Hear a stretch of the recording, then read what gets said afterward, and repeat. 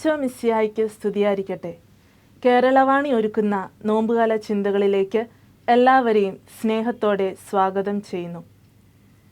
നോവിനോട് ഇമ്പമേറുന്ന തപസ് കാലത്തിലെ ഈ പുണ്യദിനത്തിൽ കുരിശിനോളം തന്നെ പ്രാധാന്യമുള്ള കുരുത്തോലയെ നമുക്കിന്ന് ധ്യാന വിഷയമാക്കിയാലോ? നസ്രത്തിലെ ആ 33-കാരൻ തച്ചൻ്റെ ജീവിതത്തിലേക്ക് കാതോർത്താ കേൾക്കുന്ന ആർപ്പുവിളികളും സ്തുതികളും വാനോളം പുകഴ്ത്തുന്ന വാക്കുകളുമൊക്കെ മുഴങ്ങിക്കേട്ടത് അവൻ കഴുതപ്പുറത്ത് ഓർസ്ലേമിൻ്റെ തെരുവീഥികളിൽ ഒരു രാജാവിനെ പോലെ കടന്നു വന്നപ്പോഴല്ലേ? കണ്ടുനിന്നവരുടെയൊക്കെ കണ്ണുകളിലും മനസ്സിലും പ്രത്യാശയുടെ ഹരിതവർണം വീശി സ്വർണ്ണ കിരീടമോ ചെങ്കോലോ തിളങ്ങുന്ന വസ്ത്രങ്ങളോ പടയാളികളുടെ അകമ്പടിയോ ഇല്ലാതെ രാജാവ് കഴുതപ്പുറത്ത് എഴുന്നള്ളുന്നു. എങ്ങനെ ആർപ്പുവിളി മുഴങ്ങാതിരിക്കും അല്ലേ? എന്നാൽ എന്താണ് ഈ കുരുത്തോലയ്ക്ക് നമ്മുടെ ജീവിതത്തിലുള്ള സ്ഥാനം എന്ന് നിങ്ങൾ ചിന്തിച്ചിട്ടുണ്ടോ? കുരുത്തോല പ്രദക്ഷിണത്തിൽ നാം അനുസ്മരിക്കുന്നത് പീഡാസഹനത്തിന് സ്വയം സമർപ്പിക്കാനായി ജെറുസലേമിലേക്ക് ധൈര്യപൂർവ്വം പോകുന്ന യേശുവിനെയാണ്.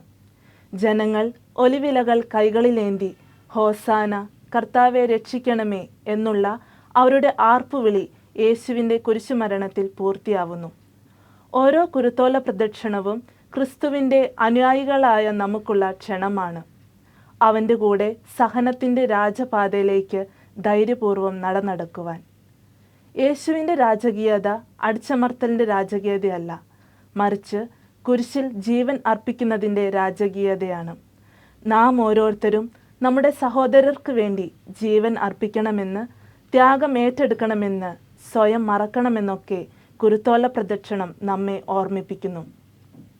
ഓശാന ദിനത്തിൽ നമ്മുടെയൊക്കെ ദേവാലയങ്ങളിൽ ഏറ്റവും കൂടുതൽ ആവശ്യകത കുരുത്തോലയ്ക്കാണ് അല്ലേ? കുരുത്തോലയില്ലാതെ ആരും ദേവാലയത്തിൽ നിന്ന് മടങ്ങില്ല. അങ്ങനെയെങ്കിൽ വെറും ഒരു ആചാരമോ ആഗ്രഹമോ മാത്രമായി കുരുത്തോല നമ്മുടെ ജീവിതത്തിൽ മാറാതിരിക്കട്ടെ. മറിച്ച് ധൈര്യപൂർവ്വം ജീവിതത്തെ അഭിമുഖീകരിക്കുവാൻ കുരുത്തോലയും കഴുതപ്പുറത്തെഴുന്നള്ളുന്ന നമ്മുടെ രാജാവും നമ്മെ പഠിപ്പിക്കട്ടെ. കുരുത്തോല വെറും ഒരു ചരിത്ര സത്യമോ ഇന്നും തുടരുന്ന ഒരു ആചാരവും മാത്രമല്ല, അത് മനോഹരവും മൃദുലവുമായ ഒരു തണലിൻ്റെ ഓർമ്മ കൂടിയാണ്. ഒരു ഓലത്തണൽ അനുഭവമാണ്. അതിന് ഒരമ്മയുടെ സാന്ത്വന തുടിപ്പുണ്ട്, സഹോദരരുടെ ഒരുമയുടെ കൈവെപ്പുണ്ട്.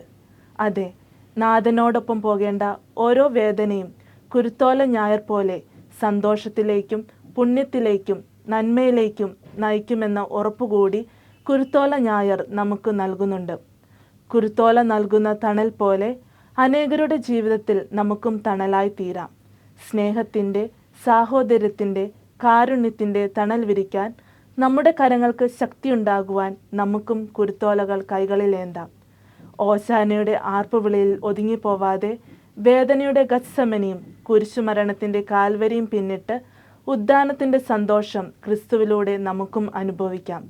കുരുത്തോല കയ്യിലേന്തുന്ന ഓരോ ക്രിസ്ത്യാനിയുടെ കരങ്ങളും ഇനി മുതൽ അപരന് തണൽ വിരിക്കാൻ പാകത്തിന് ബലമുള്ളതാകട്ടെ. അതിനായി ഈശോ നമ്മളെ ഓരോരുത്തരെയും അനുഗ്രഹിക്കട്ടെ.